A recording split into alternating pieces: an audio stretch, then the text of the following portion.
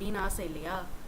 Husband and ஒய்ஃப்குள்ள இந்த மாதிரி normal conversation போகணும், ஸ்கோல்டிங் ஆகக்கூடாது.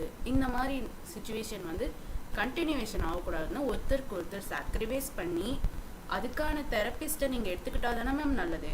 இப்போ ஒருத்தருக்கு ஒருத்தர் இந்த மாதிரி நீ எடுத்துக்கோ நான் எடுத்துக்கோன்னு சொன்னால் எப்படி மேம் உங்கள் லைஃப் வந்து ஸ்மூத்தாக போகும்? நீங்களே யோசிச்சு பாருங்கள்.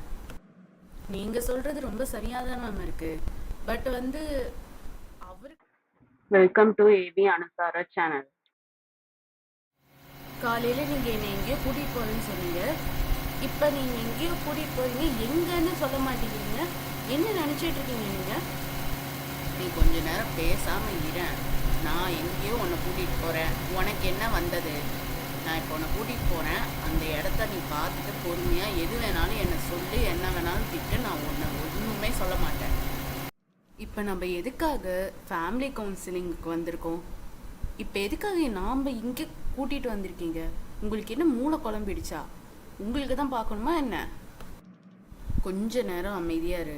டாக்டரை பார்த்துட்டு என்னன்னு நான் விஷயத்த சொல்கிறேன். ஏன்னா நம்ம 2 பேர் சம்மந்தப்பட்ட விஷயம், நம்ம பாப்பாவை சம்மந்தப்பட்ட விஷயம். நம்ம எல்லாம் பார்த்துட்டதுக்கப்புறம் தான் முழுசாக சொல்ல முடியும். நீங்கள் தான் மிஸ்டர் டேமியனா? ஆக்சுவலி உங்கள் ரிப்போர்ட்ஸை நான் நேற்றே பார்த்தேன். நீங்கள் கால் பண்ணியிருந்தீங்க போல இருக்குது. நீங்கள் உங்கள் ஒய்ஃபை கூட்டிகிட்டு வந்திருக்கீங்க தானே? ஆமாம் மேடம், என் ஒய்ஃபை நான் தான் கூட்டிகிட்டு வந்திருக்கேன். வெளியே தான் வெயிட் பண்ணுறாங்க. நீங்கள் அவகிட்ட கொஞ்சம் பேசினா நல்லதுன்னு எனக்கு தோணுது. சார், நான் உங்களுக்கு ஸ்டார்டிங்கே ஒரு வார்னிங் தரேன். ஆக்சுவலி இந்த மாதிரி கேஸ் இருக்கிறவங்கள சீக்கிரமாக குணப்படுத்துறதுங்கிறது ரிஸ்க்கான விஷயம். அதுக்கு நீங்களும் கொஞ்சம் எஃபர்ட் போடணும். நான் அவங்ககிட்ட பேசினதுக்கப்புறம் நீங்கள் உள்ள வாங்க. ரொம்ப தேங்க்ஸ் மேடம். நீங்கள் பேசுகிறேன்னு சொன்னதே பெரிய விஷயம். ஹலோ மேடம், நீங்கள் தான் மிஸ்ஸஸ் டேமியன் நினைக்கிறேன். அண்டு உங்களை பற்றி நீங்களே சொல்லலாமே. என்னோட பேர் ஜெசிகா. ஆக்சுவலி நான் ஒரு மேரீட் பர்சன். அண்டு எனக்கும் அவருக்கும் ஒரு லேடி பாப்பா இருக்கா. அண்டு நாங்கள் 2 பேரும் ஹாப்பியான லைஃப் தான் லீட் பண்ணிகிட்ருக்கோம். ஆனால் உங்கள் ரிப்போர்ட்டை நேற்று படித்தேன். உங்கள் ஹஸ்பண்ட் வந்து உங்களை பற்றி வேறு மாதிரி சொல்லியிருக்காரு. வேறு மாதிரினா தப்பாக நினச்சிக்க வேணாம். உங்கள் ரிப்போர்ட்டில் நீங்கள் அடிக்கடி இப்போல்லாம் கோவப்படுறீங்க. அண்டு உங்கள் பேபி இப்போ ரீசெண்டாக ஒரு 8 months தான் இருக்கும் அப்படின்னாங்க. நீங்கள் உங்களுக்கு என்ன மாதிரி கோவம் வருது?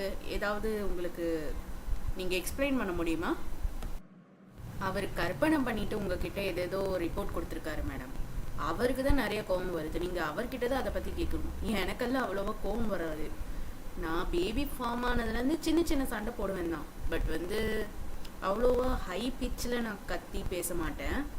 இப்போ கூட நான் வந்து ஏன் இங்கே கூட்டிகிட்டு வந்தீங்க, நான் நார்மலாக தான் இருக்கேன் அப்படின்னு சொல்லி தான் கேட்டேன்.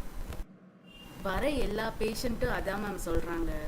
ஆக்சுவலி வந்து வரவங்க எல்லாரும் நான் சண்டை போடுறதில்ல, அவர் தான் சண்டை போடுறாங்க. இன்னும் சில பேர் அவள் சண்டை போடுறதில்ல, நான் சண்டை போடுறேன், இல்லை நான் தான் சண்டை போடுறேன் அப்படின்னு சொல்லி எக்கச்சக்கமான கன்ஃபியூஷன் அவங்க சொல்லுவாங்க. பட் வந்து பார்த்திங்கன்னா உங்களுக்கு வந்து கொஞ்சம் ட்ரீட்மெண்ட் தர மாதிரி இருக்கும். ஏன்னா இப்போ தான் உங்களுக்கு பேபி பிறந்திருக்கு. ஸோ உங்களுக்கு ஸ்ட்ரெஸ்ஸு இந்த மாதிரி கத்துறதெல்லாம் நார்மலான விஷயந்தான். என்ன மேம் பெரிய ட்ரீட்மெண்ட்டு? என்னால் ட்ரீட்மெண்ட் பண்ணிக்க முடியாது. நான் இங்கேருந்து கிளம்பலான்னு இருக்கேன். தயவு செஞ்சு ட்ரீட்மெண்ட் பற்றி மட்டும் என்கிட்ட பேசாதீங்க. ட்ரீட்மெண்ட் பண்ணணுன்னா அவள் வெளியே இருக்காரே அவருக்கு பண்ணுங்க, என்ன விட்டுருங்க. மேடம், வருத்தப்படாதீங்க. உங்களுக்கு மட்டும் ப்ராப்ளம்னு நான் சொல்லவே இல்லை. உங்கள் ஹஸ்பண்டும் side by side he has two problem, right? ஆனால் நீங்கள் கொஞ்சம் ஒத்துழைங்கண்ணே. ஏன்னா இப்போ அவர்கிட்ட நீங்கள் வந்து ப்ராப்ளம்னு சொன்னால் அவர் வந்து என்னதான் திட்டுவார். ஸோ நீங்களும் ஒத்துழைச்சாதானே நல்லது. அவர் உங்ககிட்ட நார்மலாக பேசணும் அப்படின்னு ஆசை இல்லையா? ஹஸ்பண்ட் அண்ட் ஒய்ஃப்குள்ள இந்த மாதிரி நார்மல் கான்வர்சேஷன் போகணும், ஸ்கோல்டிங் ஆகக்கூடாது. இந்த மாதிரி சுச்சுவேஷன் வந்து கண்டினியூவேஷன் ஆகக்கூடாதுன்னு ஒருத்தருக்கு ஒருத்தர் சாக்ரிஃபைஸ் பண்ணி அதுக்கான தெரப்பிஸ்ட்டை நீங்கள் எடுத்துக்கிட்டா தானே மேம் நல்லது. இப்போ ஒருத்தருக்கு ஒருத்தர் இந்த மாதிரி நீ எடுத்துக்கோ நான் எடுத்துக்கோன்னு சொன்னால் எப்படி மேம் உங்கள் லைஃப் வந்து ஸ்மூத்தாக போகும்? நீங்களே யோசிச்சு பாருங்கள். நீங்கள் சொல்கிறது ரொம்ப சரியாக தான் மேம் இருக்குது. பட் வந்து அவருக்கு ட்ரீட்மெண்ட் கொடுக்காம எனக்கு கொடுக்கறது தான் எனக்கு ஒரு மாதிரி உறுத்தலாகவே இருக்குது. மேடம், இப்போ ஹஸ்பண்ட் அண்ட் ஒய்ஃப்குள்ளே இதெல்லாம் ரொம்ப காமன் மேம். பட் நீங்கள் வந்து இப்போ 8 months முன்னாடி தானே பேபி ஃபார்ம் ஆகி பிறந்தது. ஸோ இதனால் நீங்கள் என்ன மாதிரியான டிசீஸில் இருப்பீங்க அப்படின்னா, மோஸ்ட் ஆஃப் த பீப்புள் வந்து போஸ்ட் பார்ட்டிசம் அப்படிங்கிற ஒரு டிசீஸ் மூலிமா முக்கியமாக லேடிஸ்க்கு அது வந்து அஃபெக்ட் பண்ணும். இது வந்து ஃபேமிலி மெம்பர்ஸுக்கு அவ்வளோவா தெரியாது. ஆக்சுவலி நீங்கள் அது அஃபெக்ட் ஆனது உங்களுக்கே ஃபஸ்ட்டு தெரியல.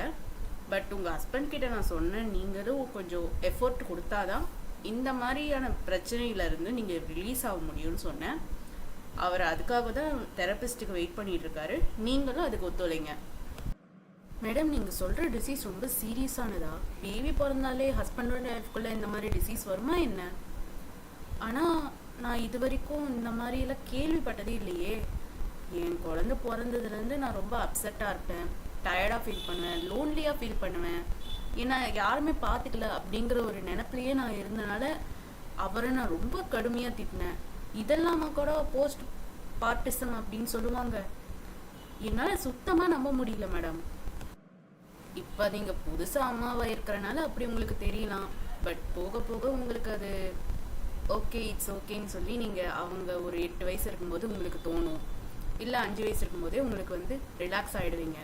ஜஸ்ட் நீங்கள் ஒரு தெரபிஸ்ட் மாதிரி பேசுங்க, உங்கள் ஹஸ்பண்டோடு நீங்கள் பேசுங்க, ஓப்பன் மைண்டடாக இருங்க. அப்போ தான் உங்களால் உங்கள் ஃபேமிலியை லீட் பண்ண முடியும். பட் நீங்களும் உங்கள் ஹஸ்பண்டும் பேசிக்கும்போது நான் இருக்க மாட்டேன், நீங்கள் வந்து ஃப்ரீயாக ஓப்பன் மைண்டாக பேசுங்க. அவரும் உங்களுக்கு ஹெல்ப் பண்ணுவார், நீங்களும் அவருக்கு ஹெல்ப் பண்ணுங்கள். உங்களுக்குள்ள அண்டர்ஸ்டாண்டிங் இருக்கணும், சாக்ரிஃபைசஸ் இருந்தால் தான் உங்களுக்கு நல்லது. ஓகே மேடம், நான் ட்ரீட்மெண்ட் எடுத்துக்கிறேன். பட்டு என் ஹஸ்பண்ட் இதில் எஃபர்ட் போடுவாரான்னு எனக்கு தெரியல. ஆனால் நான் எஃபர்ட் போட ட்ரை பண்ணுறேன். மேடம், ஒன்றும் பயப்படாதீங்க, நாங்கள் தான் இருக்கோம்ல, நீங்கள் பேசுங்க. பட் நாங்கள் நடுவில் சின்னதாக நாங்கள் அட்வைஸ் தருவோம். நீங்கள் அதுபடி கொஞ்சம் பாசிட்டிவாக எடுத்துக்கோங்க, நெகட்டிவாக விட்டுருங்க. அண்டு அது உங்கள் பேபிக்கும் நல்லது தானே. யோசிச்சு பாருங்கள், ஃப்யூச்சரில் உங்கள் பேபி நீங்கள் சண்டை போடுறதே பார்த்துட்டு இருந்தா அவள் உங்கள் பக்கத்தில் இருப்பாளா என்ன? அதையும் கொஞ்சம் யோசிச்சுட்டு நீங்கள் இந்த ட்ரீட்மெண்ட் எடுத்துக்கிட்டிங்கன்னா இன்னும் சந்தோஷமாக இருக்கும். போஸ்ட் பார்ட்டிசம்ங்கிறது பேபி வந்து பிறந்ததுக்கப்புறம் 1 மந்த்துக்குள்ளேயே அந்த டிசீஸ் வந்து அம்மாக்களுக்கு வந்துடும். அவங்க என்ன மாதிரி ஃபீல் பண்ணுவாங்கன்னா, சேடாக இருக்கிற மாதிரி ஃபீல் பண்ணுவாங்க, லோன்லியாக இருக்கிற மாதிரி ஃபீல் பண்ணுவாங்க, யாருமே ஹெல்ப் பண்ணல அப்படின்னு ஒரு ஹெல்ப்லெஸ் பீப்புளாக ஃபீல் பண்ணுவாங்க. அண்டு அவங்களுக்காக யாரும் சப்போர்ட் பண்ணல அப்படின்னு ஒரு ஃபீலிங் இருக்கும். அந்த மாதிரி நிலமையில இருக்கும்போது ஃபேமிலியான நாம் தான் கூட இருக்கணுமே தவிர்த்து தெரபிஸ்ட்டுக்கு போகணுன்னு அவசியம் இல்லை. அப்பையும் உங்களால் கூட இருக்க முடியல, எனக்கு வந்து டைமே இல்லை அப்படிங்கிறவங்க தான் தெரபிஸ்ட்டுக்கு போகணும். ஸோ என்னோட அட்வைஸ் என்னென்னா, ஃபேமிலியாக நீங்கள் உங்களோட பேபியை மட்டும் கவனிச்சிக்காம அந்த குழந்தையோட அம்மாவையும் கவனிச்சுக்கிறது ரொம்ப ரொம்ப முக்கியமான விஷயங்க. குழந்தையோட அம்மாவை கவனிச்சுக்கலைன்னா குழந்தைக்கும் பிரச்சனை வரும், உங்கள் ஃபேமிலி லைஃப்லேயும் பிரச்சனை வரும். மெயினாக ஹஸ்பண்டுங்க கூட மெயின் பிரச்சனை வரும். மாமியாருங்க பிரச்சனை கூட அடுத்த கேட்டகரினாலும் ஹஸ்பண்டோட மெயினாக சண்டை போடுறது தான் இப்போ அதிக லெவலில் ஆகிடும். ஸோ வந்து அந்த டிப்ரெஷனுக்கு உங்கள் ஒய்ஃபை நீங்கள் கொண்டு போயிடாதீங்க. ஹஸ்பண்டாக இருக்கிறவங்க இந்த வீடியோவை பார்க்குறீங்கன்னா அவங்களுக்கு இது, ஒய்ஃபாக இருக்கிறவங்களுக்கும் மெயினாக இது சொல்கிறேன். ஸோ வந்து நீங்கள் மென்டலி ஃபிசிக்கலி நீங்கள் வந்து தயாராகிக்கோங்க, பேபி வந்து பிறக்கிறதுக்கு முன்னாடியே. தேங்க்யூ.